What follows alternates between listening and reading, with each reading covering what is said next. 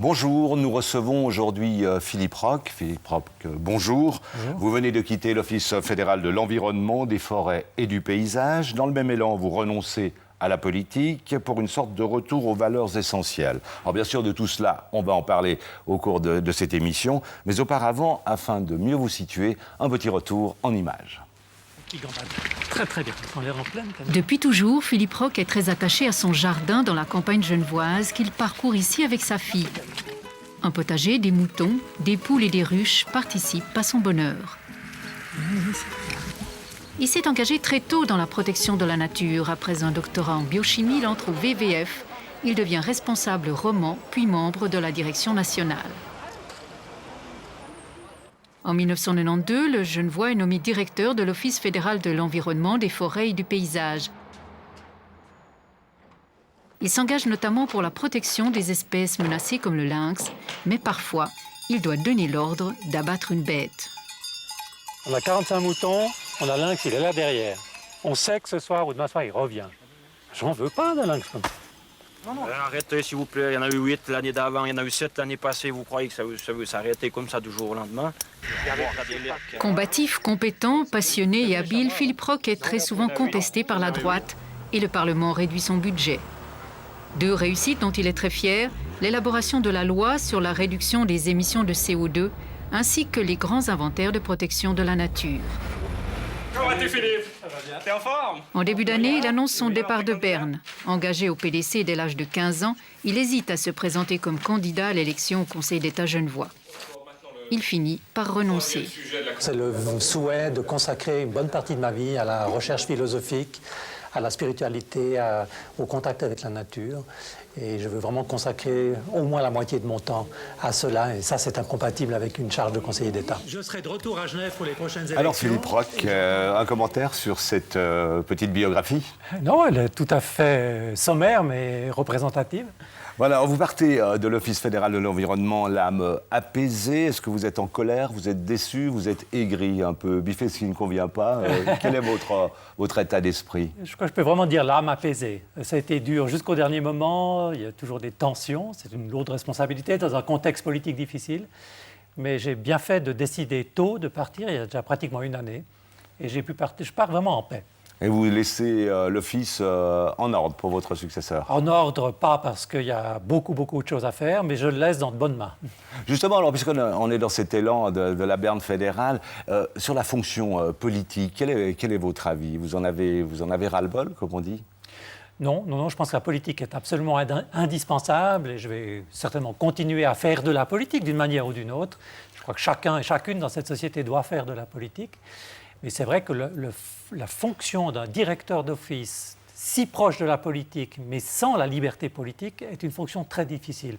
Et parfois, j'ai un peu dépassé la ligne, parce que j'ai un caractère politique, j'ai des idées politiques, et ça a parfois dérangé un peu et le Parlement et le Conseil fédéral. Pourtant, dans le canton de Genève, la bonne vieille République du canton de Genève, on vous voyait facilement conseiller d'État, et là, c'est aussi... non. Alors, ma décision de quitter Berne, c'est pour changer de vie, c'est pour démarrer une nouvelle vie.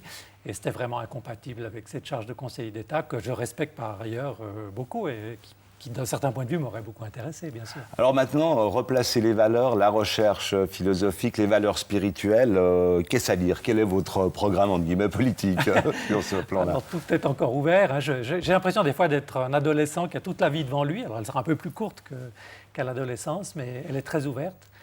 Et d'un certain point de vue, j'ai besoin de cet approfondissement philosophique et spirituel. C'est une longue et vieille recherche, mais je n'ai jamais pu y consacrer le temps nécessaire.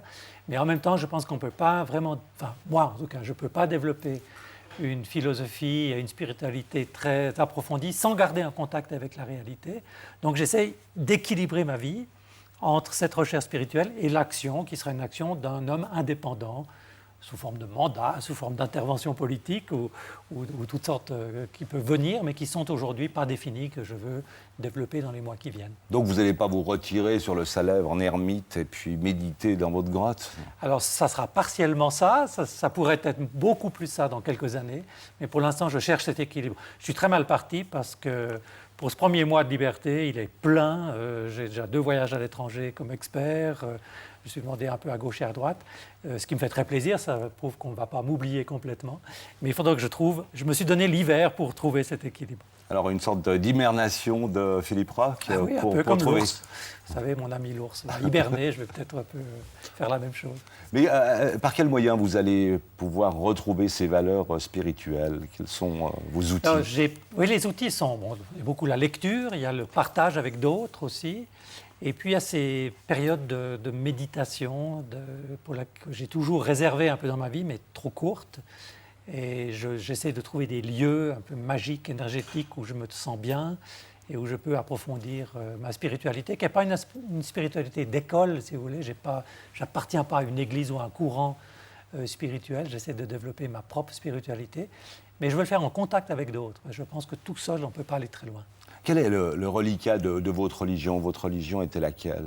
Alors moi, je suis né dans un monde genevois catholique, très strict au fond.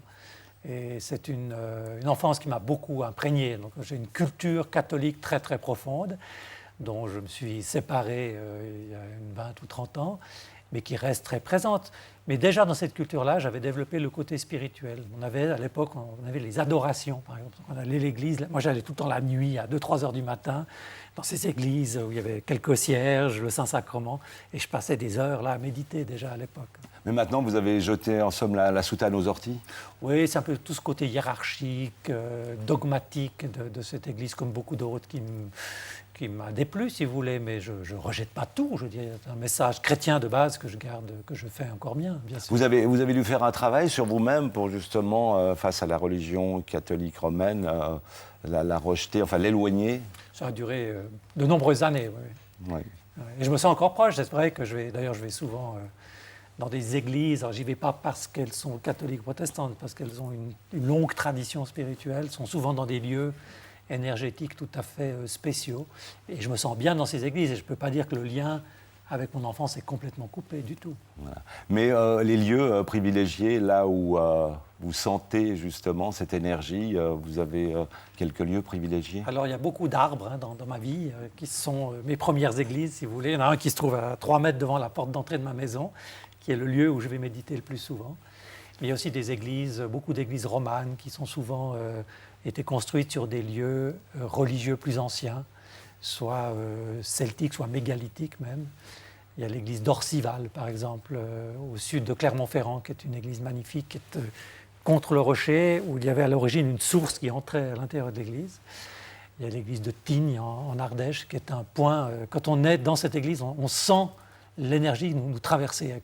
C'est incroyable, c'est une espèce de concentration, on appelle ça un vortex dans le langage initié, d'énergie. Donc c'est des lieux où je me rends volontiers et je reste des heures là en méditation. Mais quand vous nous dites que vous allez rentrer en spiritualité, est-ce que vous ne rêvez pas un peu trop fort? Parce que vous êtes tellement sollicité, vous êtes une personnalité connue. Oui, c'est vrai que c'est le risque, mais je me suis fait ce pari et je le tiendrai. Donc ça va être un peu chaotique au départ, c'est-à-dire que je vais certainement avoir des moments où je serai encore trop chargé. Mais l'intention est là et je vais le faire. Je suis sûr que je vais le faire, mais ça prendra peut-être quelques mois pour arriver à un équilibre. Est-ce que vous avez besoin de silence maintenant? Vous avez besoin de... Oui. J'ai toujours eu besoin de silence. Et j'aime le silence. Et lorsque je peux me trouver dans une zone de silence et seul, je me sens bien. Donc, c'est un peu ce qui me gêne à Genève, c'est qu'il y a trop de bruit partout.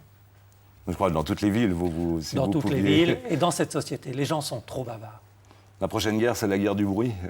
Ça pourrait être une guerre, ce ne sera pas une guerre, mais ce sera en tout cas une action. Oui, je pense que les gens ont besoin de silence et s'en rendent peut-être même plus compte. Et on est perturbé par le bruit permanent qui nous entoure. Alors certainement, pour vous aider dans vos méditations, dans votre quête de la spiritualité, vous aurez recours à des lectures. Quelles seront ces lectures? Alors bon, ça peut être les lectures des philosophes, plutôt anciens jusqu'à maintenant. Je n'ai pas eu beaucoup d'approfondissement des philosophes plus modernes. C'est une chose que je vais tenter.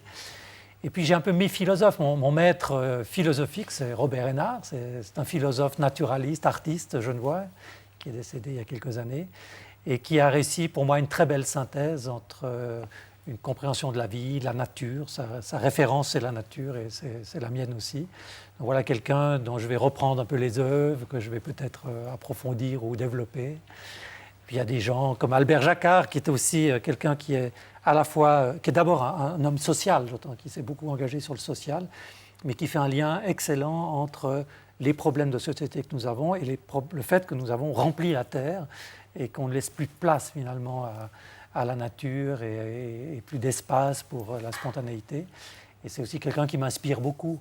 Et il y aura bien sûr des centaines d'autres. Hubert Reeves, qui est un scientifique qui s'est ouvert aux questions philosophiques sur le sens de la vie, par exemple. Ce sont des gens qui m'interpellent et qui m'intéressent. Et finalement, Philippe Roch, vous allez écrire peut-être votre propre livre? Alors, je vais écrire, j'ai écrit déjà, j'écrirai encore, peut-être que personne ne me lira jamais, ça c'est pas très important.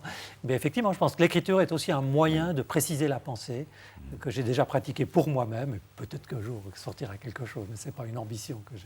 Alors, je vous propose un petit clin d'œil, c'est notre assistante Joséphine Sommerer qui a retrouvé cela dans les archives de la TSR, c'était en 1984 dans l'émission Ça roule pour vous, vous aviez 35 ans, regardez.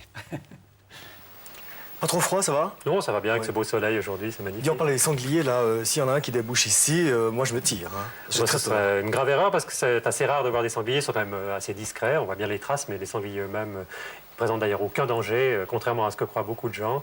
Je me suis trouvé il y a quelques semaines au milieu d'un groupe de sangliers, de 13 sangliers. Je suis resté 1 heure avec eux, tout près, à quelques mètres. Ils m'ont senti, moi aussi, je les ai sentis, il y avait des odeurs fantastiques. Et à aucun moment, ils ne m'ont menacé, pas du tout. Alors, c'était l'homme qui parlait aux oreilles des sangliers, alors... Oui, je suis toujours les sangliers. Ils viennent régulièrement devant ma maison, donc je les observe encore régulièrement. C'est un animal que j'aime beaucoup parce qu'il est vraiment l'animal de la forêt, archaïque un peu. Et je me rapproche beaucoup de cette nature. Là, on constate quand même que vous avez changé de look. Oui, j'ai un peu changé de look. Peut-être que je reviendrai à celui-ci dans quelques temps, d'ailleurs. La cravate, la veste, un peu la fonction. Je suis assez souple sur ce plan-là. Voilà. Mais en conclusion, est-ce qu'on ne pense pas que vous allez revenir un jour en politique? Est-ce que l'action ne va pas vous manquer? Alors l'action, je vais continuer à agir. Je vais agir différemment. Je ne veux plus être dans des grosses structures et je vais agir. Alors politique, de nouveau, je ne pense pas que je prendrai des grosses responsabilités politiques exécutives, mais pourquoi pas une fois être au Conseil national ou comme ça. C'est une plateforme dans laquelle on peut faire passer des idées. Mais ça devra rester toujours une moitié de mon temps, parce que je veux maintenant réserver au moins la moitié du reste pour ces questions philosophiques et spirituelles. Et mon scénario le plus probable, c'est que dans quelques années, il n'y aura plus que ça. Mais alors la politique, la porte reste entrouverte, pas ouverte? Elle est ouverte en ce sens que je suis actif politiquement. Je parle politique, je participe à des actions politiques et je continuerai à le faire, ça c'est sûr.